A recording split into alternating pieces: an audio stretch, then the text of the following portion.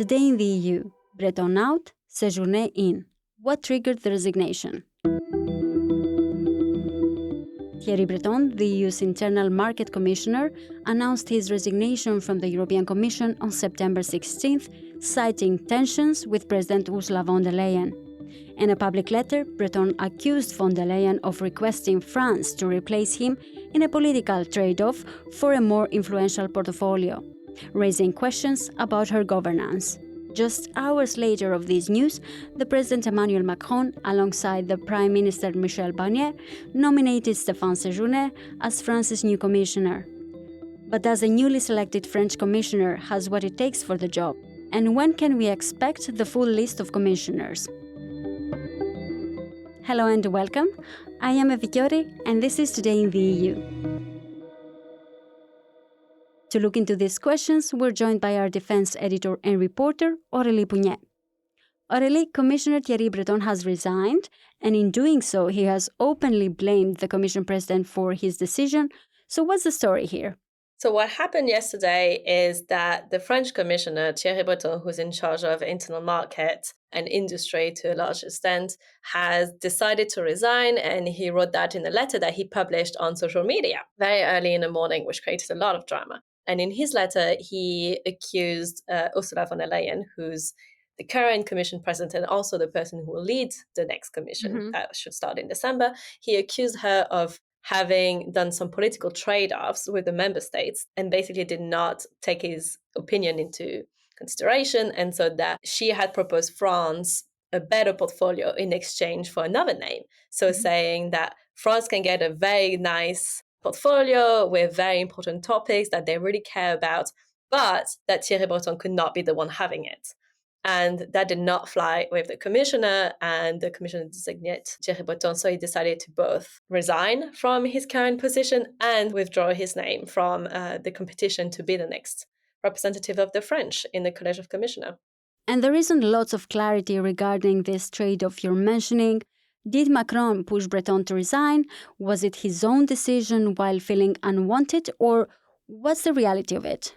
That is a bit unclear at the moment. What we do see is that Breton was maybe seen a little bit as a liability, or as at least he was a huge critic to von der Leyen, and he was doing it very publicly. He was writing on Twitter about how she did not deserve a position as the lead candidate for her party to then get the commission again. He was criticizing her appointment of several other people. So he was being very vocal about her management of the team and about her management of the commission as a whole. So therefore, the whole management of the EU. From the Commission's side, spokesperson Ariana Podesta expressed that the President has accepted the resignation. Relating to the letter, what I can say is that the President takes note and accepts Thierry Breton's resignations and thanks him for his work as Commissioner throughout the mandate, in particular for the advances on the Digital Services Act, the Digital Markets Act, and other important digital and industrial files. So obviously there was some sort of political disagreements and personal disagreement between the two. So for France to want a big portfolio and something that is important and put this in the hands of someone that doesn't have the trust of the Commission President maybe was something that was a bit tricky. So what was the plan to avoid this? We understand, at least out here, we've talking to sources, and my colleague Theo has been also in touch with a lot of sources on this issue. We understand that it might have been a solution that at the end of the day, both Emmanuel Macron and von der Leyen agreed on the fact that maybe he wasn't the best for the job.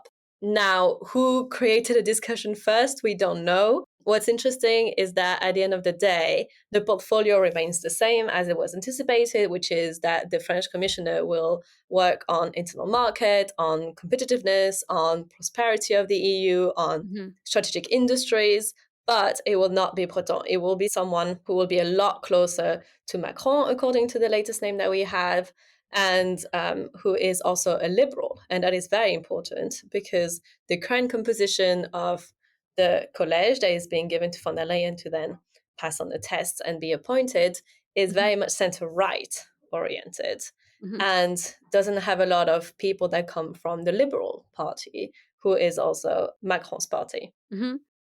Before we go to who is the new proposed commissioner for France, How could Breton's resignation affect his future political trajectory in France? And is there speculation about his involvement in the new French government? For the past 5 years, there's been speculation about Breton going back to France as a member of the government. So I wouldn't rule anything out. There is a plan for Breton. The question is still, when will it be revealed? Yes, it does coincide in terms of timing with the formation of the new government in France. But, he's also someone who's been at the head of companies before. So maybe that's somewhere where he'll go. There's a lot of very interesting positions, also maybe as DG here, as head of maybe the DG in charge of defense and space and industries, that he could take over. And you mentioned the letter Thierry Breton published on social media, namely X. How does he challenge Ursula von der Leyen's leadership in this letter? What Breton says in his letter is that von der Leyen, in bargaining, basically, or offering a sort of political bargain, which is a name against portfolio, or person that she likes or doesn't dislike against a portfolio, is he says, a further testimony to questionable governance. That is a quote from his letter. Mm-hmm. What he means by that, and a further testimony, is that Breton has already questioned several times von der Leyen's governance of her college of commissioners or her team, and so therefore of the EU. And he hasn't been the only one. There were also other commissioners. So we can think about Paolo Gentiloni, the Italian. We can think about Nicola Schmidt, the Luxembourgish. Mm-hmm. And together they had criticized von der Leyen several times very loudly. Concerning the content of the letter, I think you have seen in this press room it has been a process ongoing since July, the one of discussions with the heads of state and government on the composition of the college. We have not been commenting on this process until now, and we will continue not to comment also in this case. Podesta continued.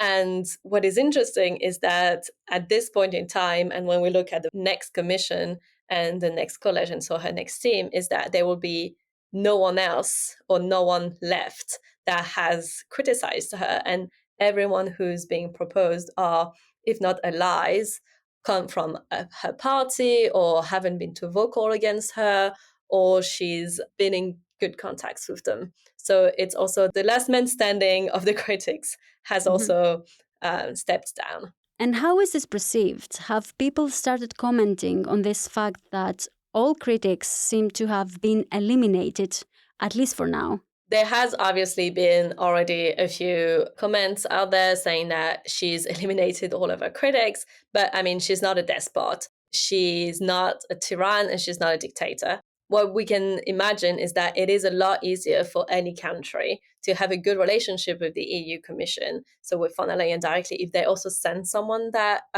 makes a good link or is a good medium between the two. And of course, that can work very well with her, because what we kind of tend to forget is that each commissioner comes from a specific country and is affiliated to the government that is sending them there in Brussels. But also they have to work with von der Leyen and forget about their own national identity. So at the end of the day, there will always be critics and there will always be someone who goes against her, whether it is publicly or not publicly. At the very beginning of the last mandate, Breton was not calling her out like this. This started happening maybe a year ago. So we'll see what comes up in the next few months. And also maybe Stéphane Séjourné, who was appointed by the French, will not go past the hearings. And so the French maybe will have to propose another name. And that is a potential option for all the countries. And at the end of the day, the question is rather, will the new person, Stéphane Séjourné, be able to lead the industrial policy that Breton was supposed to lead and that the French want also for the EU to lead?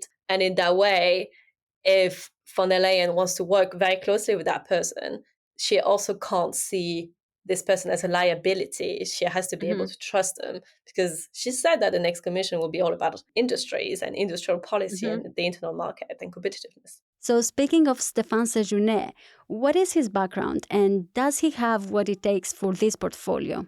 Stéphane Séjourné is a politician, first and foremost, which is quite a difference from Thierry Breton, who was a CEO and he was also a minister, but he's more of a technocratic kind of person. even though he's very much involved in politics. Stéphane Séjourné was leading the Liberal Renew group here in the European Parliament. He is a very close ally to Macron. He is currently the foreign minister of France. Mm-hmm. So he really is, maybe we can say, a right arm of Macron in the European Commission, and it's definitely someone in whom Macron can put a lot of trust. And even when Macron will not be able to continue as a president basically in 3 years, when he will have to step down from president and there will have to be new elections in France, someone with his vision will still carry that vision in Brussels, and that will be Stéphane Séjourné if he's elected. And Stéphane Séjourné being younger, it's also maybe someone who's less prone to taking risks that would involve publicly calling out his boss in front of everyone on Twitter, or maybe someone who's more interested in following the line. And what are the next steps now? Both President Emmanuel Macron and Prime Minister Michel Barnier have selected Stéphane Séjourné, but what's the process now? So very technically, Macron and Barnier have to send a letter to the Council here of the EU saying that, yes, they appoint Stéphane Séjourné, explain why he's great, and all things like this. And then von der Leyen also has to actually propose the whole commission. It doesn't just involve the French, it involves all the 27 member states. So she has to come up with all the names, and we're also still missing the Slovenians, by the way. So she has to come up with a full list and attribute them each a portfolio. So we know that the French would be getting something related to competitiveness and strategic autonomy and all things like this. We know that, for example, the Spanish are getting something related to transition and energy and environment. Now, the main task is for her to match names and portfolios and experiences and come up with a list, admissions letters, and it's said to happen today unless there's a final change in the decision, which we can't exclude. So that means that today we will have the full list of the next commissioners then? Until we're told otherwise, it is happening today. Thank you, Aurélie. I am Evkiori, and this was Today in the EU podcast. Visit Euractiv to stay on top of the latest news. If you haven't subscribed yet, you can find us on all streaming platforms. You can get in touch with us by leaving a comment or a review on Spotify and Apple Podcasts. Your reviews help us a lot to spread the word about our work, but also understand what topics you like listening to. This episode was produced by Miriam Sáenz de Tejada, Nicoleta Yonta, and me. Thank you for tuning in, and until tomorrow morning.